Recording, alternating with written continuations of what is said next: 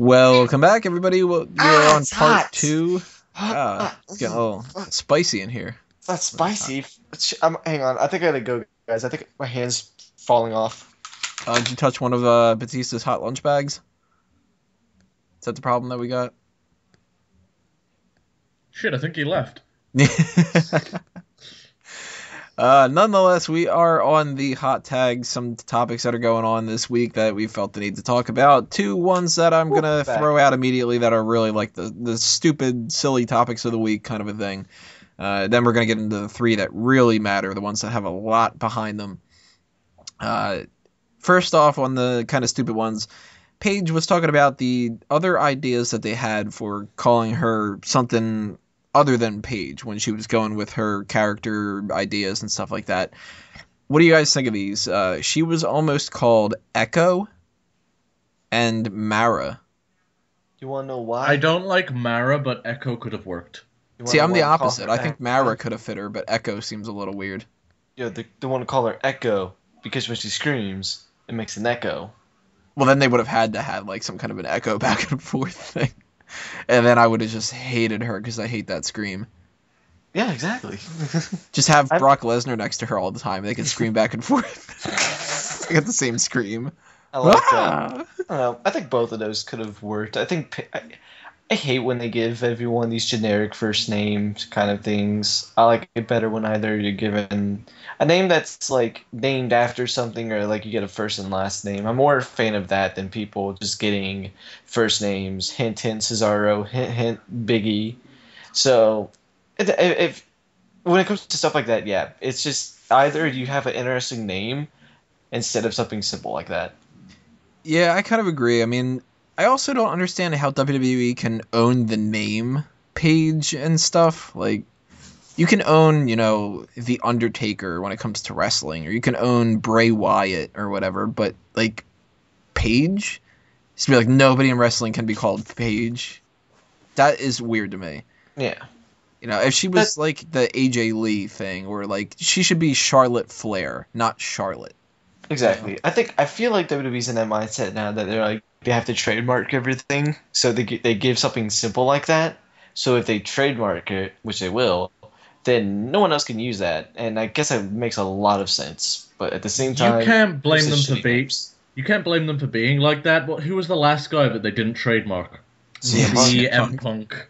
Yep. I could see trademarking that though, because it's like an actual brand name. That's kind of like me going in there and being like, okay, I want to just be called Tony, and I'm trademarking it, or something like, if you want to trademark Tony Mango, you can, but, like, Paige doesn't have a last name. Or, like, if she would have been both those names, Echo Mara, or something like that, okay, you could trademark that, but, like, Paige. And she doesn't look like a Paige to me all that much. That's always throwing me off. She looks like a woman. Well, they already had woman in WCW. Ah, damn, fuck. Well, they own the rights to the woman, so, Let's see here. The other quick kind of hot tag is Jake the Snake Roberts was talking about what he would like to see happen for his final match if he could have a retirement match, and he suggested two different ideas. I wanted to get your opinions about what you thought about either of these, or if you had something else you would like to see him do. His first one was he would like to wrestle Bray Wyatt. Just in general, like, Bray Wyatt would be the one that he would want to pass the torch to. And the other one he suggested, which wasn't specifically like it had to be Bray Wyatt, but he said, what about something where the feud is built on somebody becoming the new master of the DDT, where like the stipulation would be like they beat him, they prove that they're better at the DDT than he is, and they can use that move from now on. I'm not too opposed to everyone that. else use a fucking DDT, so... Yeah, that's the bad thing about the DDT is, like, it's no longer a finisher. But if you could figure out a way to pull that off and kind of resurge it a little bit, I'd be down for that. I can't see Bray Wyatt doing it, though. What do you guys think? Is Bray Wyatt a good person that would be a good end feud for Jake the Snake? Is somebody else better? Somebody could be a DDT kind of master?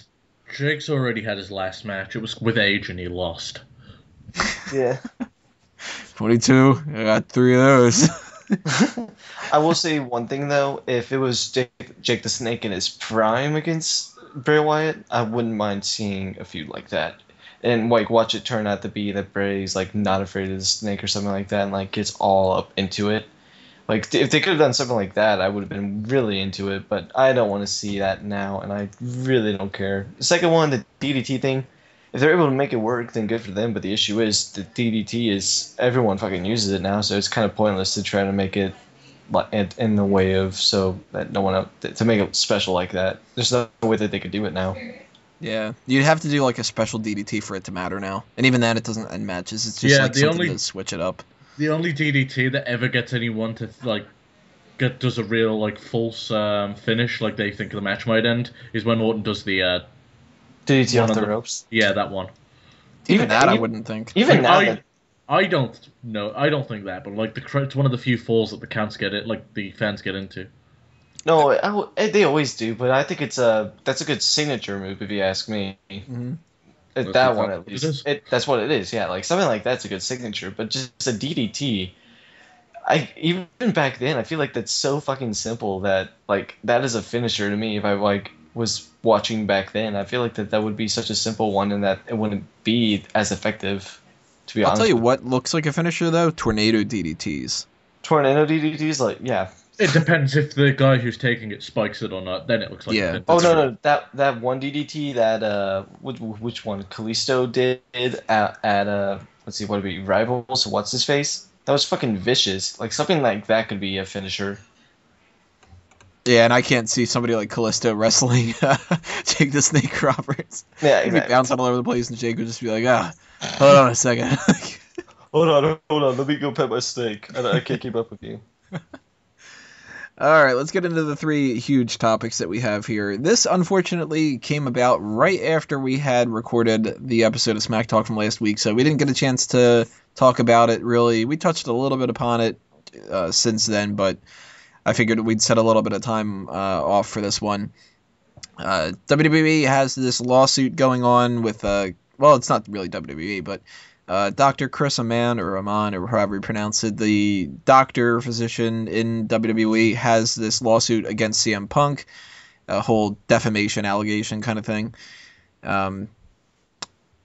Like I said, we already talked a little bit about this, but basically, what do you think's happening? Wego, you're much more into this than I think anybody else is. Do you think that this is a situation that's going to benefit Punk, going to benefit WWE? Is it just going to kind of do the same thing that I think's what's going to happen, where it's going to be settled out of court and it doesn't really matter all that much?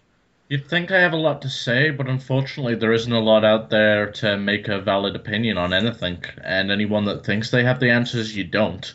The reality of it is we don't know if there were prescriptions passed backwards and forwards between CM Punk and the doctor to prove that he took all these Z-Packs. In addition to that, for all we know, we don't know if Punk's claiming that he was given medication under the table type thing. There's a whole bunch of shit like that, which until we actually have any paper proof and information off the second doctor that CM Punk saw to have the actual lump removed about what's true and what isn't. Did you watch that video? Which video? The one that WWE set out where it was like, oh, take a look, there's no bump. Like, well, here's the thing. CM Punk said it was under the waistband. So that was stupid on their part. Yet people are posting pictures of CM Punk online where there is a lump on his back, but it's in a totally different area. So I'm not sure what the truth and what the entire situation is, other than if CM Punk did have a large lump on his back, which was taken out by AJ Lee's doctor, then the WWE is fucked because that shows negligence on their part, regardless of if it was that bad or not. What do you think about this, Drew? All I think about it is I don't think WWE would file a lawsuit like this unless they have actual proof. Just for the record, WWE did not file the lawsuit. I know. The doctor did. Yeah, I know, but the WWE wouldn't get behind it on their websites and all that other stuff like they did. I believe they posted a video on their website showing video of that Rumble match, his last match in WWE. So I feel like WWE wouldn't back him on it if they don't have anything to show that he didn't do anything wrong and what the doctor's saying is true. It's like this: if no matter what, if Punk was lying about the whole thing when he left and was on that podcast, then he's just a fucking narcissistic egotistic asshole who wants people to feel bad for him. And if that turns out to be true, I fucking hate the guy at that point. I really don't like him now. So, and if it turns out the doctor's lying, then the doctor's a fucking idiot, and guess what? I'm gonna have to deal with him on just fucking Raw every now. So it doesn't matter if whoever loses this, if anything actually happens, then whoever is gonna be on the lose again of it's just gonna look like a fucking idiot in the process. What do you think about this theory? Now, Punk has done pretty much everything in wrestling except for winning the Royal Rumble and main eventing WrestleMania, but he's won, the WWE title, World Heavyweight title, IC title, tag title. He's been in fucking every type of match there is and stuff. He's clearly a fan of Randy Savage. So what if his next goal, and this is all a big plan, and obviously this isn't just, so don't take this seriously, is that he wants to follow in his footsteps to be that guy that has such bad blood with the company that it takes like years and years before he comes back. No, and he's just building up. It takes him to die before anything happens. No, you never know. That's so fucking stupid. It might happen. That could be a situation though where Punk ends up being that next guy though. That's the thing. Like, that it's gonna be that bad. Yeah, it's already been that. It's already that bad. He's gonna be fucked. I don't think there's any shot of him ever going back in the WWE to wrestle at this point. I think that should sail after this. If Vince was the owner still, by the time by the time CM Punk's ready to go in, I imagine Vince is gonna be dead. So, if Vince was still in the company, he'd definitely get in. I think Vince can bury any bad blood with anyone. But the issue is Triple H will probably be the owner, and I'm pretty sure that Triple H and Stephanie hate his fucking guts. At least from what I've read. I don't know, but except the thing is, the way Triple H said that they would have taken him back with healthy hands, and yet Triple H was the one who was able to get the Ultimate Warrior back into WWE before he died. Well, here's the thing, the Ultimate Warrior didn't necessarily piss him off directly. Exactly. So I think if something like that, you're going to have to get someone else to come in and be that neutral party in order for it's something to happen, and it could always end up being something like they thought two different things and it turned out that they were both wrong in the process. Maybe that's what Shane's going to do in the future. He's just going to be the guy that squashes the beef. Yeah, of course. It's Shane. That's going to transition us into something. Before we talk about it, I want to do the little transition of it, though. Do you think that this will affect AJ Lee in any bit? Yeah. Is she still with the company? Yep, she's actually coming back to wrestle sometime soon, apparently. Yeah, she'll be fine. Hopefully they don't punish her, because it's not her fault.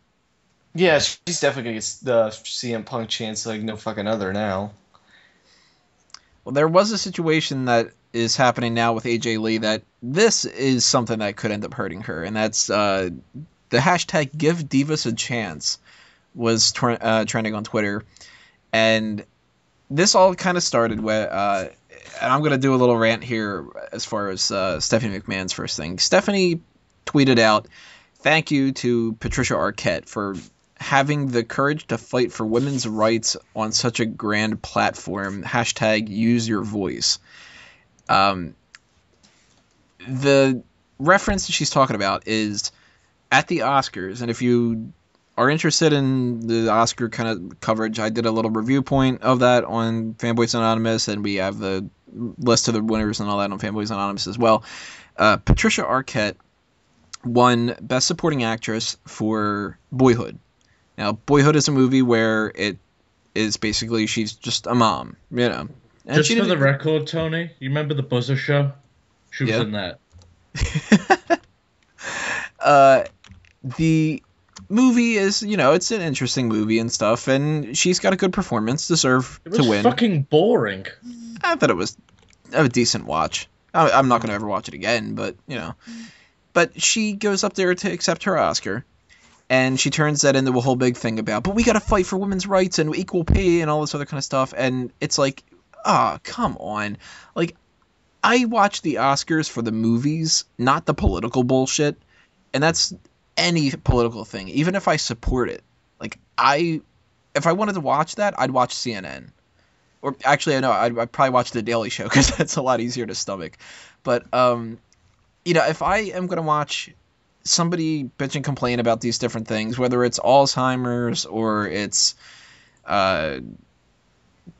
women's rights or it's men's rights or oppression of a particular thing or something like that, like, I'm gonna fast forward it and shit. So it already annoyed me that Stephanie McMahon was doing this, but another thing that spawned out of that was, she mentioned the whole use your voice and whatever, women's rights, and AJ Lee sends out a tweet to Stephanie. Your female wrestlers have record-selling merchandise and have starred in the highest-rated segment of the show several times, and yet they receive a fraction of the wages and screen time of the majority of the male roster. Okay, so obviously she's kind of going and pointing out that she's like a hypocrite. Stephanie responds with, "Thank you, AJ Lee. I appreciate your opinion." Vince McMahon responds as well with, "We hear you. Keep watching. Give Divas a chance." Before we get into the other thing, too, because Corey Graves commented on this, somebody else on the Wrestling Observer pointed out that pretty much all of the things that AJ Lee had said are unfounded. The record-selling merchandise was just that AJ Lee, on her own, sold pretty well. Not record-selling and, consistently all the females or any of that kind of stuff. The highest-rated segments on the show, the only ones that like the Divas have been a part of were when AJ Lee was with Daniel Bryan or CM Punk. So it's like, I highly doubt it's a whole, the Divas are really causing all this. The fraction of the wages and stuff like that, that stuff is kind of true. But before I get your opinions on this, I want to throw everything out there. Corey Graves sends out a bunch of tweets. He says, "While I did give Divas a chance, I truly believe that our Divas will make their own chances in time. Have you watched NXT lately?" In support of the NXT women. Apparently people bitched and complained to him. So he gets, after that, the internet reacted as the internet tends to do after receiving a ton of backlash for this tweet. That's a response to whatever thing. He says, "Remember that time I tried to speak rationally to the internet? Yeah, that'll never happen again. I'd be willing to bet that most of the people blowing up my Twitter right now also believe everyone should get a trophy for playing." Golf clap on that one. Good for pointing that out. He says, "You make a point, I make a point. Repeat until issue is resolved. They call it conversation. Try it. It's less exhausting. What you all have done is take a guy, me, trying to defend your cause and turned me off by being idiots. I hope you all fail." So, before I finish this off, I'm going to reintroduce another member of the panel that's joining us. So, there is Mr. Mike Payton. It's me. It's Mikey P. No, I didn't say that. Just it's me. That's because you didn't say it's me. It's me. That's the thing. You didn't repeat it. No, I didn't do it twice. All right. So, guys, now that I went through all that exhausting rundown of all the tweets and stuff like that, what do you think of the situation? AJ Lee's opinion, Stephanie is apparently pissed off, but Vince gave her the idea of just going like, "Hey, thanks for voicing your opinion." Vince saying, "Keep watching." What does that mean? And is Corey Graves in the right here by saying, like, "Look, you guys basically jumped down my throat and I was trying to support you, so fuck off"? I am totally on board with Corey Graves because I think that people are too butthurt about a lot of things. But what do you think about give Divas a chance? And actually, also, another thing, R-Truth decided to jump on this bandwagon, and he said to start give Truth a chance to endorse him as the Intercontinental Champion. This is really stupid, but... Oh, so wait, the give Divas a chance came first? Did it? That's the way you just made it sound. Yeah, that's what you just made it sound like. Truth said it. Yeah, said didn't give it? Truth a chance on... No, Give Truth a Chance was the one that trended on Raw first, then Give Divas a Chance did afterwards, I thought. Oh, that's right. Yeah, I didn't think about that. I thought he did this as a response to that. Wouldn't it be awesome if they punished R-Truth? Well, no, by I think taking away Truth's- the spot that he doesn't deserve at WrestleMania? No, I think Give Truth a Chance trended. I think something else trended later in the night, and then Divas one did eventually. That makes a lot more sense then. Yeah. Well, what do you guys think about give Divas a chance? I want to give my opinion out there. First, I don't care. Mainly because I'm not interested in Divas wrestling, and I don't care about giving any of those Divas in the main roster a chance until we call them women again. Because it's not like what it was a few years ago when it was a lot about the looks. I'm gonna be straight honest. While a lot of the wrestler divas or women's wrestlers on the roster in NXT, they are good looking. We don't. There's not any bombshells like there were back in like the early 2000s and that kind of stuff. So the diva thing, we need to just give it up. They got to be called women if before we ever get close to this equal rights shit that they apparently want. That's uno. And doso, women's wrestling is never gonna be as good. Let me finish. Also, women's wrestling is never going to be as good as male's wrestling. They need to come to grips with that. In the early 2000s, before then, women used WWE as a launching pad to get onto other stuff for their career. Now that mostly we're not in that time era anymore, and that's mainly because we don't have Playboy around. They don't have that deal anymore.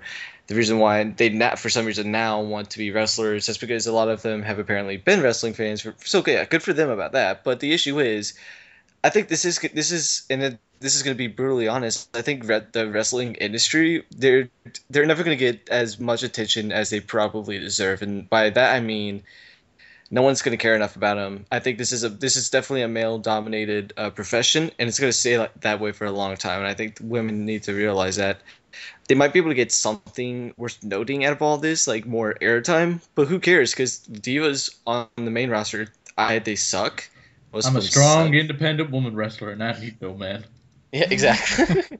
Exactly. I mean, I think it's like this. A lot of people go to NXT to watch the women's division because they actually wrestle down there. They don't get any time on the main roster, and when they do get time, it's nothing to be proud of.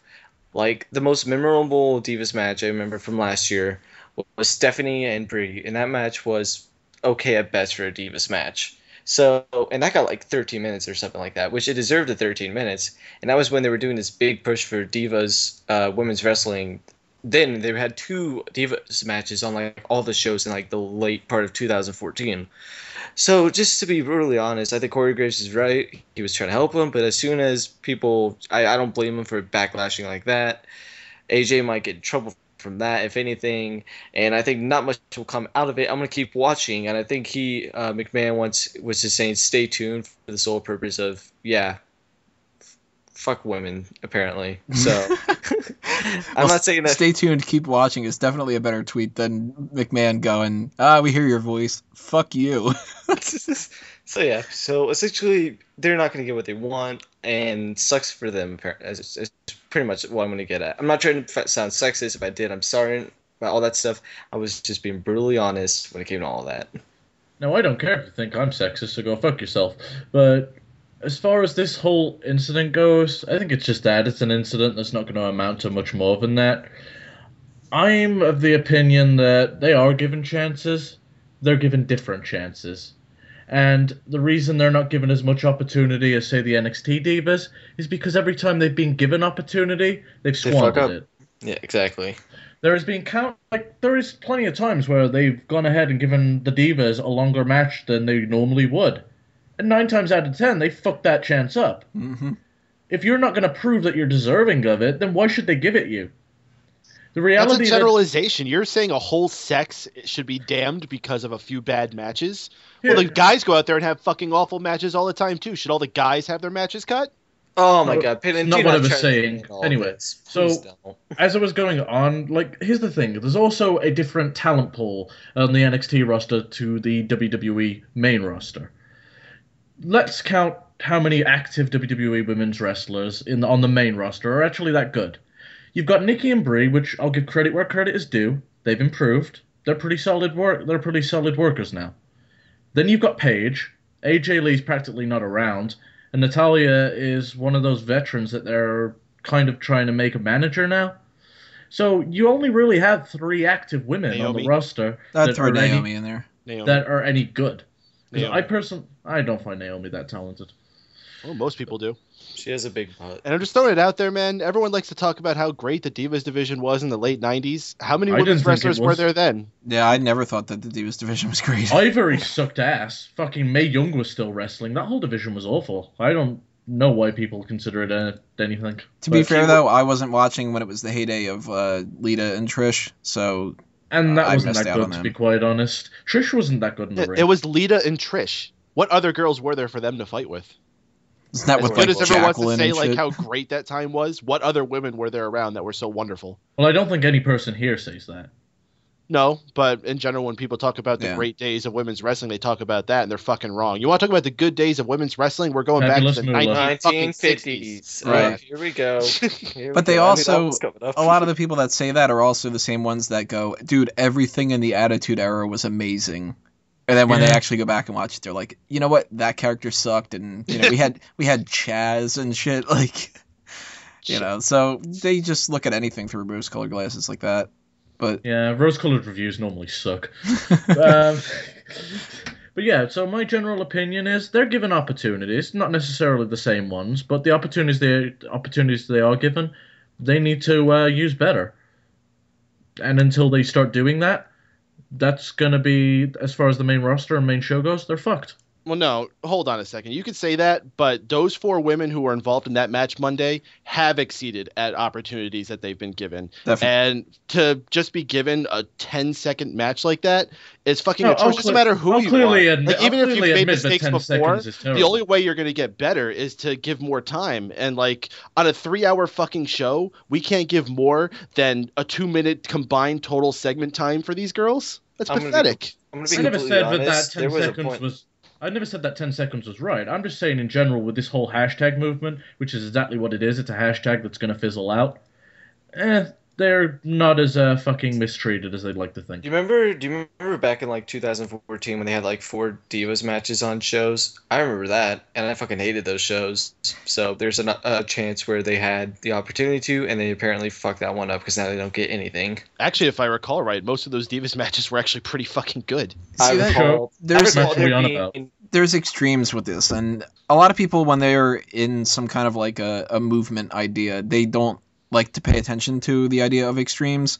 You know, I've heard people all the time talk about how you know, like the movie Do the Right Thing. They're like, that's such a great movie because it's a social barrier, and I'm like, yeah, you know, that makes a lot of people look horrible. Like that's just angry. Like that's not the way that you actually advance your cause.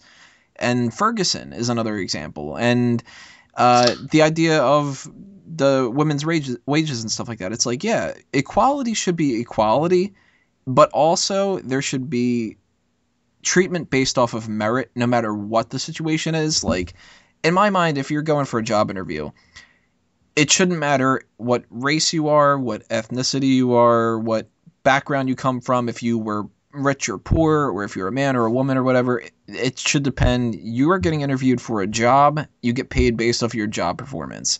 So if there's a Middle Eastern old woman fighting for the job and she could do a better job than a young white male, if that's apparently supposed to be like the evil thing that everybody hates, you know, if she's better at the job, she deserves to get paid more and get hired and whatever. Like, it's just, you know, I want a contractor that can do the job better in every situation. So if you talk about the extremes of the Divas division, 10 seconds on Raw is ridiculous. Nobody can do anything with that.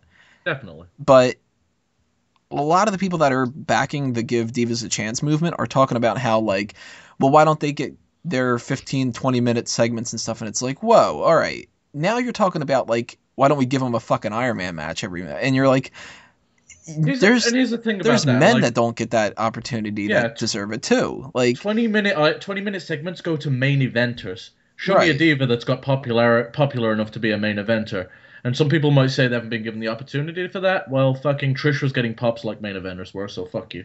And something that doesn't get brought up that often is when people go, well, they don't give them a chance to show their character. They have the entire Total Divas show. Well, that was actually going to bring me to another point.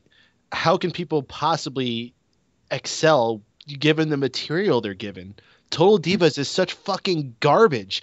And that's all like the women's matches on Raw are anymore. They're all circling around whatever the fuck's going on Total Divas. So how the hell can anybody advance? To me, if that's not the opportunity that you can utilize to get some kind of a character over, then you should use the same argument for the stupid characters like Santino used. And how many times has John Cena been in a shitty fucking feud that was awful material? But Bad News Barrett is a ridiculous idea. Yeah, people fucking rip up Cena all the fucking time. Yeah, and I'm ripping up the Divas. Fuck them. Like, I think that you have proven in the NXT division that certain women can put on a hell of a match.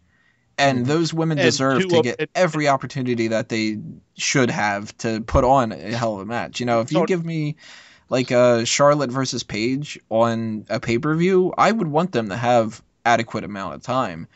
Just the same as I would want Dolph Ziggler to have the adequate amount of time, because he's a good performer and so are they. But when they talk about like some of the other ones, like Eva Marie is somebody I've brought up before, and they're like, well, she doesn't get that much time to wrestle. You know, the people like the Rosa Mendez's and Mendez's Rosa Mendai, I don't know how you would do that. Rosa Mendez, Cameron, the ones that really kind of like suck in the ring, they wrestle on the house shows. They should know by now, especially Rosa after all these years. You should have learned how to wrestle. You just might not be a good wrestler. And okay, well, I should probably get like an 8-minute match on Raw or something. No, you don't, because you're just not a good wrestler. The same for Colin Delaney, was not a really great wrestler. Bam Neely, like... No, hold on. I was waiting. I got something I got to bring up that's really important to this whole thing here. You talk about those women that tear up NXT and have set all these great examples. Who were the women that were in the first NXT women's match on Arrival on the WWE Network? Who were those women? Paige and Emma. Those were the two of the girls that were in that fucking atrocity that happened Monday night. I don't think anybody. So don't say that these women don't set the example, kick tons of fucking ass, and then get treated unfairly. Because you know what? It is that way. These women are treated unfairly. They're not taken as seriously. No matter how good they do, they're always going to be looked at as a mockery, and that's the problem. Fine. No, but that's not fine. That's the problem. That's the problem. Hang on. Okay, fine. Let's just give them a whole fucking show. Okay, like they got their own show of wrestling. Let's give them a whole show so they could wrestle and see how many people tune in. If there's an audience for women's wrestling, they will give them more wrestling. There's not an audience for women's wrestling, so they're not going to give them any time for it. That's the thing. I'm just going to say they've not helped their own cause, because as far as the last 12 months have gone, Paige has not entertained me, the Bellas have not entertained me, and I know they've had long segments and matches on many occasions. See, only time I enjoyed the Bellas was when Stephanie was doing the talking. See, they're doing all this dumb total diva shit. Who's going to be entertained by that? See, I'm kind of on the opposite end when it comes to that, because like what you're saying, Peyton, like the Emma and Paige thing. Again, that 10-second thing is ridiculous. Like, there's no defending that. That was stupid. Yeah, everyone. Emma screwed herself over when she got herself arrested. Oh, that's not. Oh, please. Nah, that doesn't really factor in anymore. The fact is, I genuinely believe that she accidentally walked out with that. It was a fucking $30. Yeah, she's got enough money to pay for it. It brought bad publicity to WWE, so I'm going to count that as something. I think the issue with Emma is just that they brought her up when they didn't really have a plan for her, and she doesn't really have a character that like speaks all that much. So she, somebody like a Paige is like a real you love her or hate her kind of a gimmick sort of a thing. Emma's just kind of like this. What are you talking about? She has scammy arms. Everyone loves that. Emma's character only works in NXT. She needed to change that up as soon as she got to the main roster. But like, there's no defending that 10-second thing. That was just ridiculous, and then that would be just as ridiculous if you did it to one of the men. But the fact that they do that more often with a lot of the women, that is what's ridiculous. I would have defended a 5-minute match. At the same time, though, like when it comes to going on the opposite end of the spectrum, there have been those matches like Paige and AJ Lee that they had on numerous pay-per-views. They gave them adequate amount of time, and they were good. But that's because the two of them were good. And I don't want to see a 15-minute match of men or women that I don't think are good performers. No. Let's get 20-minute matches of Mendez and Eva Marie on there, because that's what the people want. If they want divas, give them a shot. Let's give those two a 20-minute match. But see, Drew, that's what I was saying. What are you talking about? They give bad people matches. One at a time. The two fucking worst divas. Yeah, that's the exact wrong reason people don't fucking like him, because you go out there and you put the two wrong divas. That's called bad fucking booking. What do you mean? They just put AJ Lee and Emma out there with the Bellas. What are you talking about? They put the red divas out there, at least for the 10 seconds. AJ Lee out there? I didn't see AJ Lee out there. I haven't seen her. My bad, Paige. I said wrong name. My bad. It was Paige. Oh, real quick side note. I want to get your opinions about this because we talked about it earlier. Peyton, Paige said that she was almost called either Echo or Mara. Do you like either of those names instead of Paige? Echo or Mara? Yeah, like Rooney Mara. That was apparently they're not giving her a real name. I would say Mara, like Mara Jade, if anything. That could be kind of cool, but no, Paige is way better than either of those. All right, so back to the Divas of Chance thing. Oh, yeah. Was that your way of, like, calming yes. down the situation? Yes, it was. So, all right, let's take it into this, right, because we could probably go back and forth all this time. I think that a lot of us have the same kind of opinion, and it's just a matter of expressing it. It's, yes, certain divas deserve a chance. Bad booking is bad for everybody. Bad wrestling is bad for everybody. If there's anybody out there that thinks all women should be just like written off of WWE, they should never get a chance, then that's kind of ridiculous. But at the same time, the ones that are on the opposite end of the spectrum are going, well, you know, anything you can do, I can do better, or that kind of a thing. And then it's like, not necessarily. And that's the same applies to, there's things that the men can't do that the women can do. Like, I bet you if you had a show on E and it was, you know, total superstars and it was just the men, which is kind of ridiculous that superstars means men and superstars also means men and women. I don't know. That's kind of dumb. But, you know, if you had like that, it wouldn't be anywhere near as much of a ratings thing. Like, there's certain things that one does better than the other. And, you know, hang on, if you had like a fucking reality show where you get to see CM Punk go into comic book stores and just be a dick to people, I would watch it. I'd watch the shit out of that. But on like the E Network, you know, that's not their target audience. So, oh no, I think it's so. I think that the most entertaining thing about the Total Divas show that I've ever seen has been like backstage weird shit where like Brodus Clay's Biggie's tits. Yeah, like that kind of shit, or like the numerous times where Damian Sandow just kind of pops up coincidentally in frame, like you could tell he's trying to get on the camera and shit. Or why they blurred Sheamus's face out of everybody, like he specifically didn't want to be a part of it or something. I don't know, but you know, I think that Corey Graves runs into a good situation here where he defended the idea of like, look, we're doing great things with NXT. These women are coming out there. They're doing a lot of great shit. So, you know, check out NXT if the main roster's not good enough. And then people are like, fuck you. And he's like, whoa, hold on here. Like, you know. You know what it is? Wrestling is filled with too many good old boys right now. Yeah. And Triple H is more modern minded and he can let those women really take those chances and excel and get bigger. Meanwhile, on the main roster, Vince he still looks like him as eye candy and sex objects, and that's just how he is because that's how he is from his generation. He's a fucking pig. There's a clear divide in rosters. Isn't it funny though how just like back during 2003, if you was followed the product and you during Triple H's reign of terror, wait, is that 2003 or 2000? Whatever. Yeah. 2013.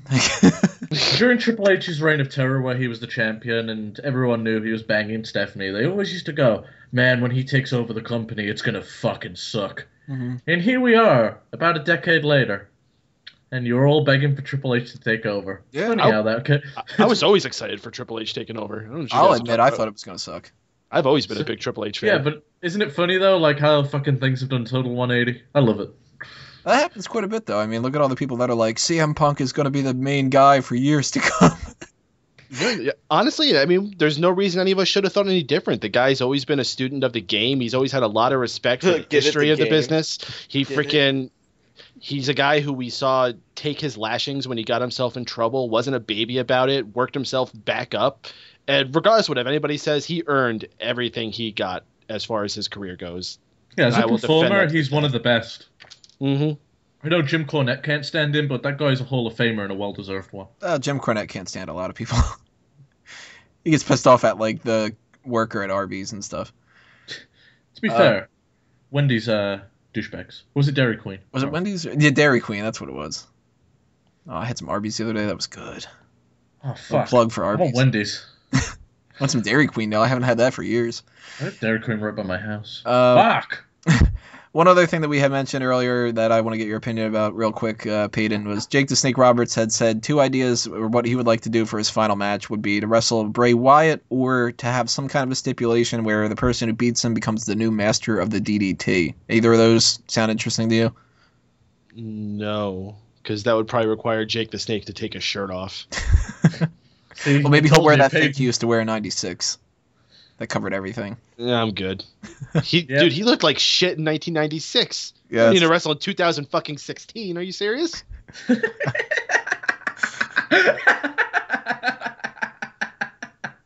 I don't think it was that funny. Holy shit. All right, so we're on our last hot tag here. The not stipulation, I'm reading that over. The rumor going around right now about Brock Lesnar walking out on Monday Night Raw. And we've got somebody on Reddit who is trying to point that it's Roman Reigns failed a drug test, and this is a whole wellness policy cover-up. WWE, of course, has made a statement saying that that's completely not true. Now there's another thing coming out there that says that the issue was Brock Lesnar was pissed off at the contract ideas that they had going forward, that he wanted to wrestle for WWE and also appear for UFC at the same time, that he wanted to basically double up, and WWE wasn't interested in that. And, you know, it was an issue of like, well, fuck you, like that kind of a thing. Now there's another thing also saying that original report that said that he flew in his private jet, that's bullshit. He doesn't have his own. WWE flies him out. So now there's a lot of conflicting things. But so what you're saying is dirt sheets. Brock Lesnar walked out, and we don't know why. Yeah, dirt sheets doing their scoop scuttlebutt, and some dude on Reddit throwing a bunch of anti-Roman Reigns things. It'd be funny if Brock Lesnar was never even there. I could see that ended up happening. It's just like sitting home the whole fucking time. Spoiler alert for the Did You Know? Well, what annoyed me is I recorded Wago Rants earlier today just as the rumor for the PEDs was coming out, so I covered all that, and then as soon as I get done recording, it was, WWE released a statement. Not true. Which was fine, because I said it was not. It was most likely not true. But it was just annoying, and it's amazing that people actually can justify some guy on Reddit as a legit journalist and use his opinion over many websites. It's kind of sickening, to be quite honest. What makes those websites any more reliable than a guy on Reddit? Yeah, that's most of true. those websites are just written by guys. Smark Out Moment's just written by guys. What makes fucking Ernest Keeper any fucking more reliable than that guy? Well, here's the thing. I bet there's a few girls in there somewhere. As much as we shit on dirt sheets, more often than not, they report correctly on things. At least the ones I go to. It depends. If you go to WrestleZone, they make shit up. But if you know how to pick exclusive. Yeah, if you know how to pick and choose, you know that Randy Orton isn't gonna start a gimmick as a fisherman and call his move the fisherman's hook. Oh, seriously, fuck! I was looking forward to that. Seriously, that actually came out on one dirt sheet once. They said he was gonna dress in a raincoat, but besides that, yeah, like it's just kind of sickening that other dirt sheets picked up a Redditor's comment. Is that what they call themselves? Redditor. Reddit. All right, so it's sickening that they took a Redditor's comment and just spread it all over, because you can't take that stigma away. Once you attach PEDs to anyone's names, there's always going to be that stigma there. Like, some fuck's going to just read that headline once, never followed up on it, and go, oh, fucking Roman Reigns, that guy's on steroids. So it hurts a guy's career and it hurts their reputation, and if you're doing it just because you don't want the guy to get over, just fucking don't. It's unnecessary. That's the thing that I think is funny about this, is it started all from Reddit. Like, that's about the same as somebody going like, hey, guys, I decided to post on 4chan that Mark Henry's coming back, and he's going to be that fisherman character. You know, if this was reported on, I don't know, Wrestling Inc. or on, hell, even on like a WrestleZone or something like that, I'd put more merit into it than on Reddit. But it's true, though, that once in a while something does leak out like that, and they use a public forum like a Reddit to get that opinion out, because they don't want to actually talk to somebody who's on one of those dirt sheets, because then they've got their name attached to it and shit like that. But this seemed way too coincidental to me. Like, the whole idea of Brock Lesnar doing that is, you know, let's take shits on the guy that everybody doesn't want to see wrestle in the main event. If this would have been a situation where it was like, okay, Brock Lesnar walked out because he got in a fight backstage with Titus O'Neil, I'd believe it more than Roman Reigns fails a drug test and then, you know, like all this other kind of crap. But even if this secondary report isn't true and it's not a contract dispute, what could Brock Lesnar have walked out on if he was even fucking there and that walked out to begin with? Like, I think what happened is someone said, "Why have you got a penis tattooed on your chest?" And he got sulky and left. I brought up the idea before was it the post show or was it afterward? I can't remember. Of what if it's just a situation of Brock Lesnar had been flown out there and they decided that they weren't going to use him and he got pissed off and said, like, well, then fuck you, I'm going to leave. And it got blown out of proportion. It was that sounds more likely, but how fucking stupid do you have to be to fly out one of your contractors with limited performance and then not use them? Yeah, that's stupid. You that's like something that like you have to set in plain in stone. Like you've known that you were going to do this on this date for a while now. Fucking incompetence. Exactly. No, I as much as I would like to believe that, I don't think that they are that fucking stupid. As much as we give WWE for being stupid, they're not that stupid. Even so, if freaking Brock Lesnar was just there, they would use him anyway. Like, yeah, exactly. Why would you not if you have Brock Lesnar in the building? That seems far more unlikely than the Roman Reigns being busted story. Yeah, exactly. And the whole, like, Vince McMahon can just change things on a whim kind of a thing. Like, I don't know. The Roman Reigns thing just seems like it immediately screamed bullshit to me. And people were jumping down throats and stuff, and like, well, this is proof that they picked the wrong guy, and it's like, oh, get off your fucking high horse. Like, no, the biggest holes in that story were, for starters, if anyone is found under the influence of a PED or any illegal substance, they have to, by their own fucking code of rules, post it on the corporate website. Then that guy has to be suspended at 30 days. Actually, they don't have to post it for 30 days. That's part of their thing. I was going to say... That's why they actually specifically said in it that WrestleMania was within 30 days, so that's why they were going to hold off on it. So, shot that one down for you. To my knowledge, they're meant to have... No, they're meant to suspend them for 30 days, but they have to release the information. No, they don't have to announce it for 30 days. They did this before with Randy Orton, remember? Well, they wiped away all of his fucking points. They did, but I'm saying they had like a big match with Randy Orton planned, and they didn't wait until after the match to suspend him. Didn't they do it with D.H. Smith, too? I didn't... Yeah, but... yeah, the very first time. That's right. The very first time they popped somebody with D.H. Smith. They let him do his debut couple matches on Raw and then popped him. Guess that is wrong, then.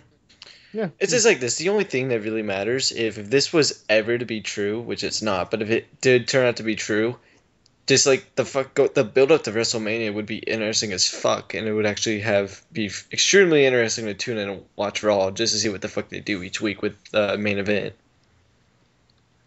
That's only if it was true, but we don't have to worry about that now, right? I'm pretty sure the main event would involve Big Show and Kane. Well, luckily, they had a very easy out to both punish Roman Reigns and rectify the issue. Money in the Bank. Exactly. They could have easily done that. And I think in that Reddit that they were just going to have like him win the title if they were to do it, and then Seth Rollins cashes in, suspend Roman 30 days with his injury from the concussion from the stomp, comes back and wins it.